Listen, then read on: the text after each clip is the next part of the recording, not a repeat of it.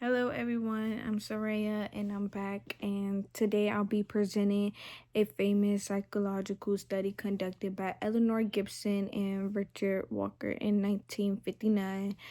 Um, I'm looking at my computer because I have a few notes there, but this experiment, known as the Visual Cliff experiment, was designed to investigate whether depth perception is something we're born with or is it a skill that we develop over time. Gibson and Walk wanted to answer a crucial question in development psychology. Is depth perception an innate ability, or is it something that we learn as we grow? Depth perception is the ability to judge how far away objects are and is crucial for avoiding hazards like falling.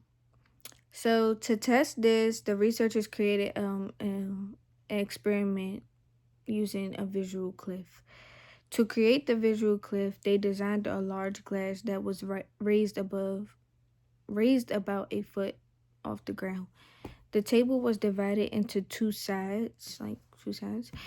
One side had a shallow area with a flat checkerboard pattern, and the other side had a deep side, which gave the illusion of the sudden drop off, though it was just a trick for the eyes. The surface was still safe though.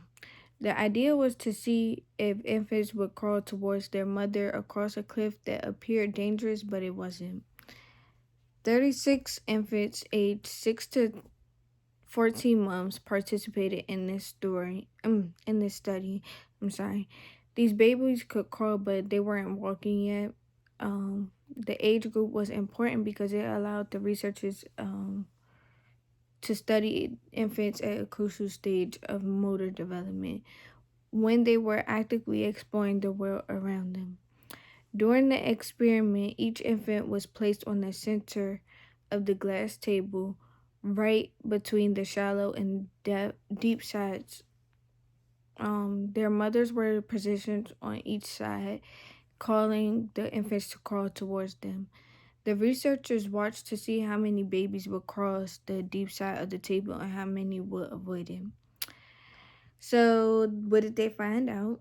Out of the 36 infants, 9 didn't move from the center at all. 27 crossed over to the shallow side when their mothers called. 3 actually crawled across the deep side toward their mothers. The remaining 24 babies either refused to cross the deep side or cried because they didn't want to go near what appeared to be a drop off.